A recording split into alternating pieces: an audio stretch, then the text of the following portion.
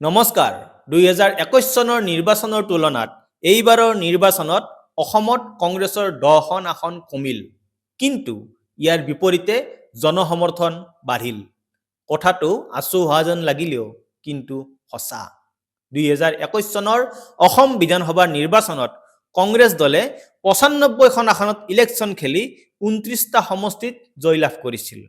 ইয়াৰ বিপৰীতে এইবাৰ কংগ্ৰেছে ইলেকশ্যন খেলিছিল 101টা সমষ্টিত আৰু জিকিলে 19টা সমষ্টিত। কংগ্ৰেছৰ ইমানেই চৰম বিপৰ্যয় হ'ল যে খোদ গৌৰৱ গগৈয়ে নিজৰ সমষ্টিটোতেই হাৰি থাকিল। পিছে ইমানৰ পিছতো কিন্তু সংখ্যাৰ দিশৰ পৰা অসমত কংগ্ৰেছ দলৰ প্ৰতি ৰাইজৰ সমৰ্থনৰ হিনদেৰি নঘটিল। তাৰ বিপৰীতে কিছু হ'লেও জনসমৰ্থন বৃদ্ধিয়ে হ'ল। কথাটো শুনাত অবাস্তৱ যেন লাগিলেও কিন্তু ভাৰতৰ নিৰ্বাচন আয়োগৰ পৰিসংখ্যাই তাকে প্ৰমাণ কৰে। 2021 চনৰ নিৰ্বাচনত কংগ্ৰেছে আসন পাইছিল 29খন আৰু হস্তগত কৰিছিল মুঠ 29.67% ভোট শ্বেয়াৰ।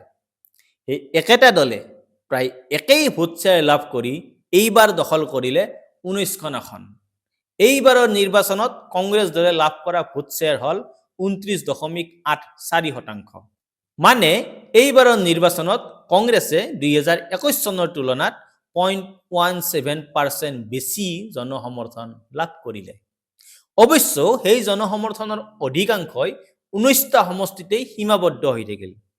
ইয়াৰ বিপৰীতে এইবাৰৰ নিৰ্বাচনত 2021 চনৰ তুলনাত বিজেপিৰ ভোট শ্বেয়াৰ 4.1% বৃদ্ধি হ'ল।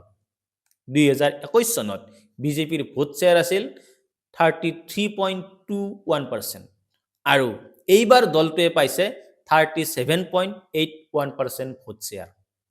2016 চনত বিজেপিৰ ভোট শ্বেয়াৰ আছিল 29.5%। তাৰ আগতে 2011 চনত বিজেপিৰ ভোট শ্বেয়াৰ আছিল মাত্ৰ 11.47%। এতিয়া কথাটো হ'ল বিজেপিৰ ভোট শ্বেয়াৰ বৃদ্ধিয়ে অসমত কাক ক্ষতি কৰিছে? পৰিসংখ্যাৰ দিশৰ পৰা কংগ্ৰেছ ইয়াৰ পৰা ক্ষতি হোৱা নাই যেন লাগে। ইয়াৰ বিপৰীতে 2016 চনৰ পৰা এইটো নিৰ্বাচনলৈ ক্ৰমাগতভাৱে ভোট শ্বেয়াৰ হ্ৰাস পাইছে অসম গণ পৰিষদ আৰু AIUDF দলৰ। 2016 চনত অগপই লাভ কৰা মুঠ ভোট শ্বেয়াৰ আছিল 8.1% আৰু এইবাৰ দলটোৱে লাভ কৰিছে 6.47% ভোট শ্বেয়াৰ। মানে ক্ৰমাগতভাৱে বিজেপিয়ে অগপক গ্ৰাস কৰি আনিছে নেকি? ঠিক একেদৰে 2016 চনত AIUDF দলৰ ভোট শ্বেয়াৰ আছিল 13% আৰু এইটো নিৰ্বাচনত এই একেটা দলৰ ভোট শ্বেয়াৰ হ'ল 5.46%। এই ভোট শ্বেয়াৰ আছিল সংখ্যালঘু ভোটাৰৰ। মানে ক্ৰমাগতভাৱে সংখ্যালঘু ভোটাৰ AIUDF দলৰ পৰা আঁতৰি গৈছে।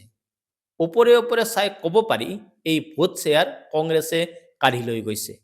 পিছে AIUDF দলৰ কিছু অংশ ভোট বিজেপিলৈও গৈছে নেকি?